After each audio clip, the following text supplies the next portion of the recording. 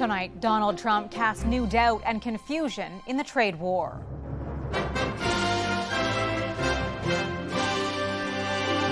U.S. president not prioritizing Canada ahead of his self-imposed deadline day. August 1st is going to come, and we will have most of our deals. And who's counseling Ottawa to push back? A shocking rental car experience this Canadian man didn't sign up for. Me and the passenger were like in disbelief of like, this is nuts. What border security found inside the car. Plus, carving out a creative hobby. I can get into this and the rest of the world falls away and I just focus on what I'm doing. Where you can find local artists sharing a path to inspiration.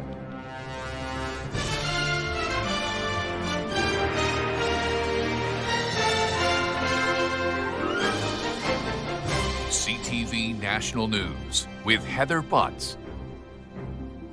Good evening. For months, the goalposts for Donald Trump's trade deadline have been moving.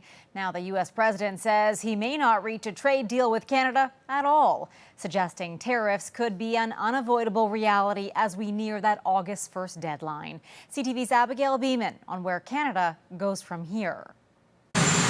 The U.S. president poured fresh, cold water on the idea of a deal. We haven't really had a lot of luck with Canada.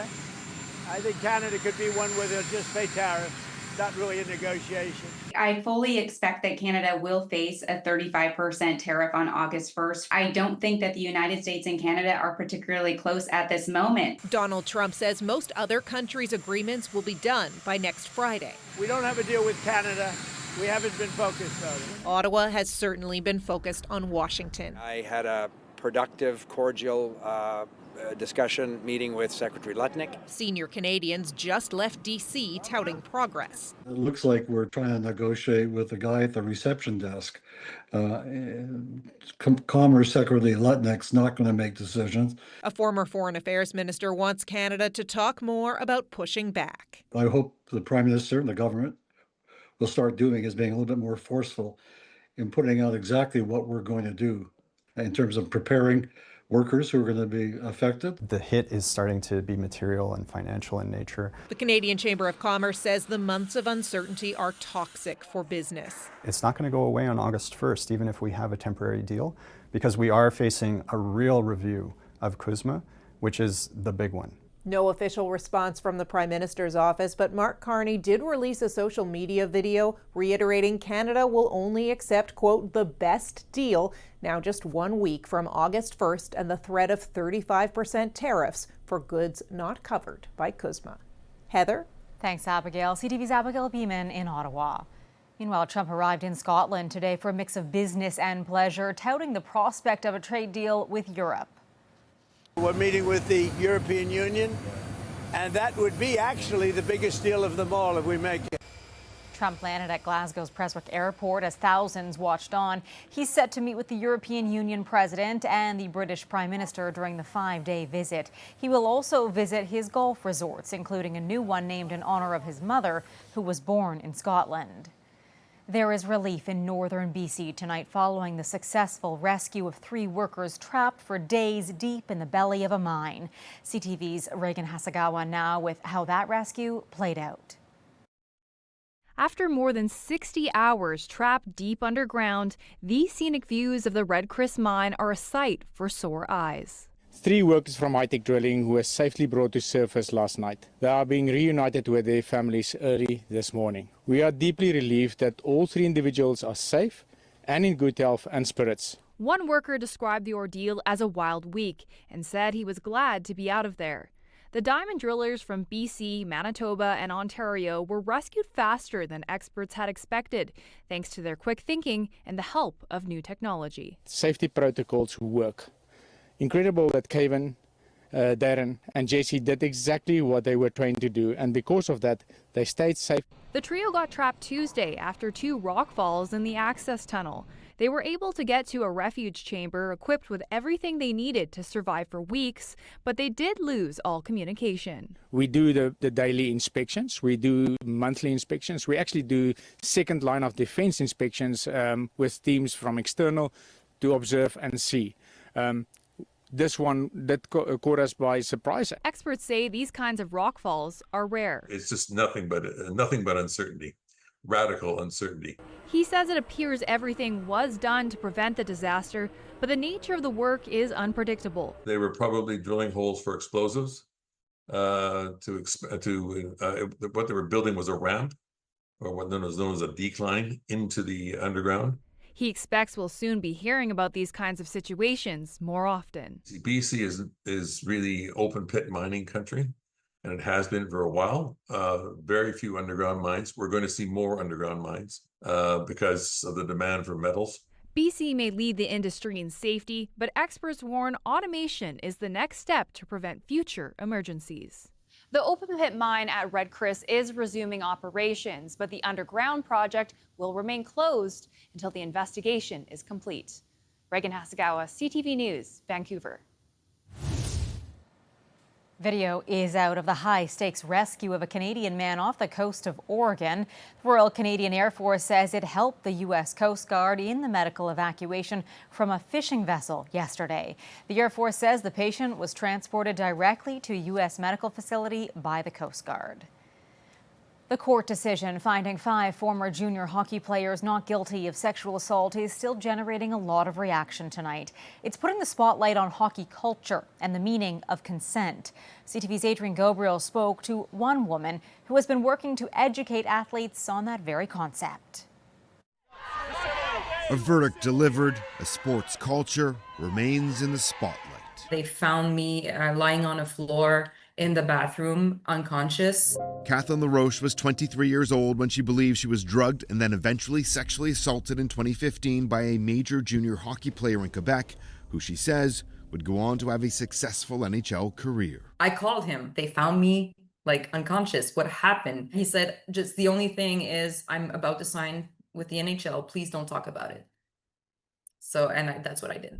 In denial for years, she suppressed the memory of what she says took place. When Me Too wave came, my body started having anxiety symptoms, as if my body remembered, even if my head didn't want to. As part of her personal journey and to help educate athletes, LaRoche is now working with hockey players and coaches at all levels, starting as young as 15 years old, sharing her experience and the importance of consent and self-awareness. I want to educate people like him to protect people like me. Author Laura Robinson wrote Crossing the Line, that examines the pervasive culture of Canada's national sport. In my book, I have 2 guys who were convicted, actually, Jarrett Reed and Andrew Palmer, as they were convicted as junior players. They're both coaching right now. Following this week's verdicts, one-time star goalie Carter Hart had his lawyer share this message. He is committed to sharing what he has learned with others in his personal circle and in his professional life. We need to hear what Carter Hart believes those lessons are. We have to stop acting like this, and we have to make sure that there's not a generation after us acting like this. For LaRoche, that's her ultimate goal. By helping them understand themselves more, they can be more conscious about their actions. LaRoche says she's witnessed a willingness from young athletes who are eager to change the narrative, adding that she's hopeful for the next generation. Adrian Gabriel, CTV News, London, Ontario. The Montreal man at the center of a now infamous video showing a Tesla that had fallen off a ferry into the water is speaking out about his ordeal. I was afraid of the ferry would come into me, and that was probably the scariest part. Michael Demarinis was trying to get off a ferry a week ago when his Tesla plummeted off the vessel. Video captured by onlookers shows him in the water trapped inside the vehicle, which quickly became half submerged. At one point, you can see the ferry try to push the Tesla with its platform, a decision he says was catastrophic. The ferry, he didn't put the car back onto the ferry. All he was doing was squeezing the car onto the platform, which caused all the windows to shatter. And that's where I started to panic, because he could have basically killed me right there and then. Demarinis was eventually able to get free from the car and swam to shore. He was transported to hospital where he was treated for shock. Demarinis says the ferry operator has not apologized to him. The Transportation Safety Board is still investigating the incident. An Alberta man is demanding accountability after he says his car rental experience through the app Turo went sideways. While crossing back into Canada, he claims border agents found remnants of a deadly drug inside the vehicle. CTV's Kathy Lee has his ordeal. A day trip to the United States using a rental vehicle through peer-to-peer car sharing company Turo took an unexpected turn for this Calgary man. Shocking, and it literally flipped my life over. While crossing the U.S. border back in February was no trouble, returning home was. Christian Riaz says Canada Border Services Agency officers asked to search his car. Well, I have nothing to hide, go for it. And so, long story short, they found fentanyl. Dogs went in, they went into my business, they went into every nook and cranny of my life, as well as the passenger's life, thinking that we were drug dealers or drug smugglers. He claims officers found about 2 milligrams of fentanyl residue, a deadly amount. They made the conclusive understanding based on that residue that it was from somebody before us. Me and the passenger were like in disbelief of like, this is nuts. But after 3 hours, they were allowed to leave. The CBSA says it can't comment or provide details about specific cases. Despite Riaz obtaining documents about the border search, Turo disputes his claims about the drugs, saying to CTV allegations regarding the presence of fentanyl in the vehicle are not supported by the records available to Turo. The San Francisco-based company restricted the vehicle, but to Riaz's surprise, he says it was relisted the next day. Turo says it confirmed with the owner of the vehicle that it was thoroughly cleaned before being relisted and that it's confident in its safety standards and long-standing policies requiring clean, safe vehicles.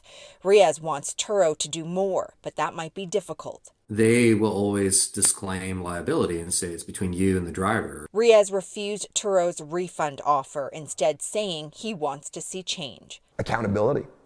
An investigative body that looks at car sharing or car sharing companies to ensure safety for all car renters. Kathy Lee, CTV News, Calgary.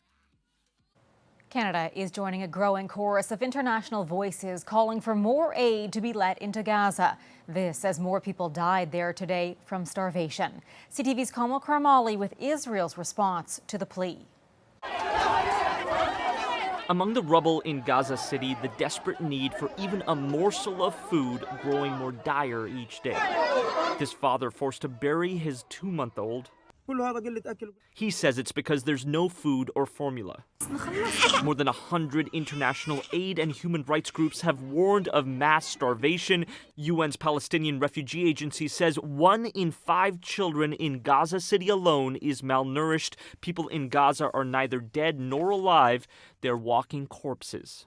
This is a deliberate use of hunger as a weapon of war, and that is absolutely illegal. Prime Minister Mark Carney Thursday condemning Israel's failure to prevent the rapidly deteriorating humanitarian disaster, calling it a violation of international law and calling on Israel's aid distribution to be replaced. With growing pressure, Israel saying today it'll allow other countries to parachute aid into Gaza. Israel took control of handing out aid back in May. They said it was to prevent Hamas from stealing it and using it for profit. But since then, the UN says hundreds of starving Palestinians have been gunned down by Israeli troops at distribution sites, with Israel claiming it only fired warning shots. All of it creating even more urgency for a ceasefire. But Thursday, the U.S. pulled out of ceasefire talks with Hamas, saying they failed to act in good faith. When you get down to those last 20 hostages, it's going to be very hard for Hamas to make a deal because they lose their shield. France's president said he will press ahead with recognizing a Palestinian state in September. Canada's foreign affairs minister now on her way to attend a UN conference next week where she'll meet with French representatives. I have been in touch with my French counterpart, Jean-Noël Barrot, as well, relating to this question. French President Emmanuel Macron saying he will work to convince other partners to follow suit, something Israel has condemned. Carney maintaining Canada supports a 2-state solution. Heather. Kamal, thank you. CTV's Kamal Karmali in Toronto. Tensions are also escalating between Thailand and Cambodia, and dramatic video of the latest clashes has emerged. Thailand's army releasing this footage showing multiple targets hit by drones inside Cambodia. The two sides exchanging fire for the second straight day. More than a dozen people have been killed and tens of thousands displaced. British actor Michael Ward has been charged with rape and sexual assault. What's happened to you, man? Used to be a legend around there. The 27-year-old is known for his role in the Netflix series Top Boy. Police say the charges relate to one woman and are alleged to have happened in January of 2023. Coming up, a cross-border romance hits a roadblock. I was like, okay, this is a little worse than I thought it would be. Why this couple may have to alter their wedding plans.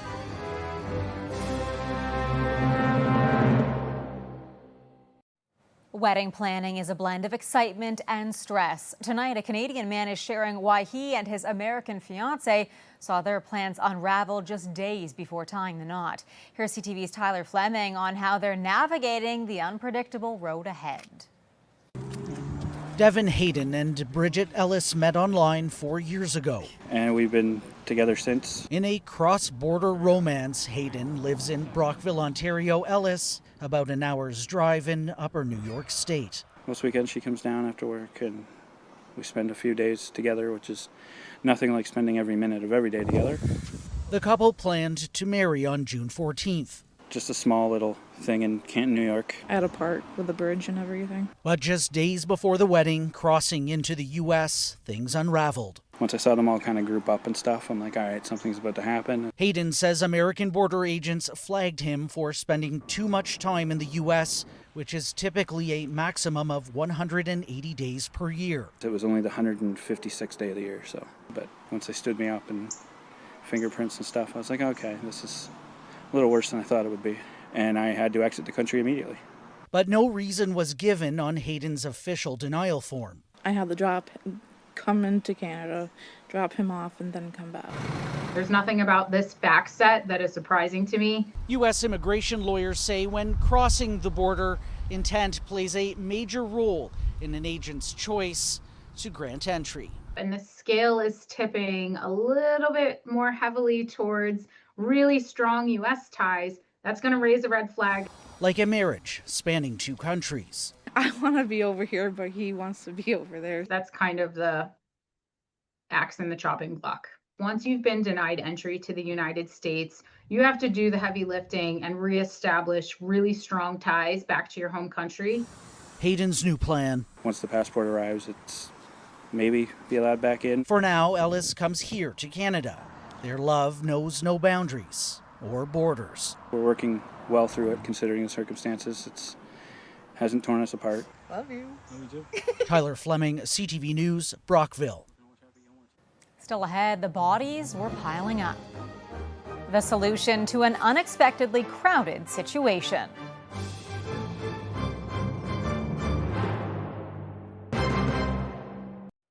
Unclaimed bodies piling up in Newfoundland and Labrador is a problem that has plagued the province for years. A troubling story as people face the rising cost of living and dying. CTV's Garrett Berry on the new approach by officials. These outdoor freezer units stacked in a hospital loading bay became a makeshift morgue last year in St. John's when staff struggled to keep up with a pile of human remains, nearly 30, going unclaimed in the province's largest hospital. Now, a suite of 4 new units has dramatically increased morgue space here from about 12 to nearly 100 spaces, depending on the configuration. Based on that data-driven exercise that we did, we've built the site to accommodate our current needs as well as project it into the future. There's also a new legal regime. A law passed in December gives the health board expanded powers to make final arrangements for some individuals if no family can be found. We do have a way now to have a very respectful burial that's empathetic and caring. And in most cases, we're able to have this burial in the communities where people were from. Even now, health officials say they're still not entirely sure what happened during the COVID-19 pandemic to cause bodies to start piling up. The issue isn't contained to Newfoundland and Labrador. Data from Ontario shows the number of unclaimed human remains in that province continues to rise, nearly 1,500 in 2024 the majority in Toronto. That number is 3 times as many as were recorded in 2019. We've really seen a significant increase in the need for decedent storage, and that's seen right across Canada. It's not just within this province. Officials here say new infrastructure and new procedures should amount to a lasting solution in this province. Garrett Barry, CTV News, St. John's. Still ahead, crafting a masterpiece. How Fredericton is giving artists and art lovers a way to nurture their passions.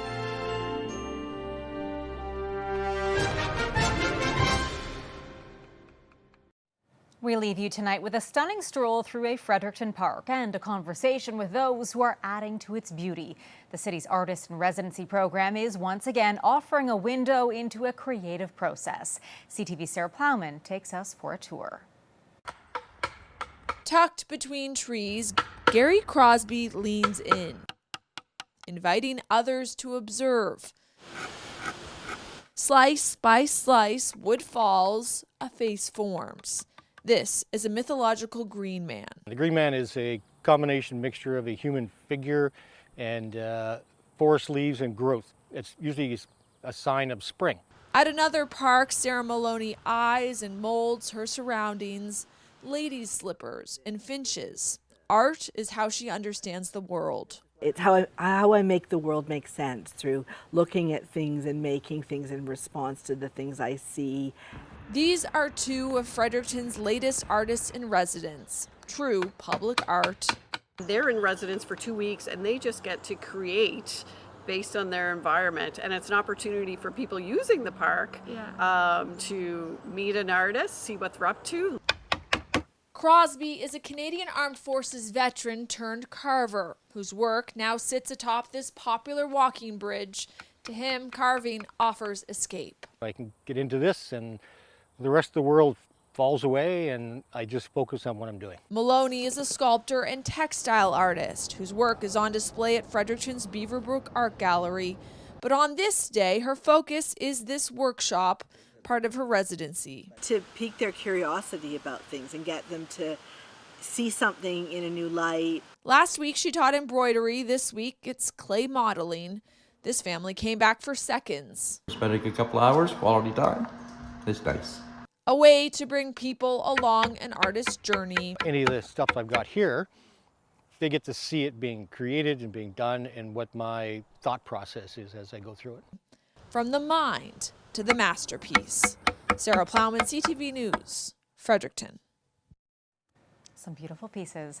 That is our newscast for this Friday night. I'm Heather Butts. For all of us at CTV National News, thank you for watching. Good night, and I'll see you again tomorrow.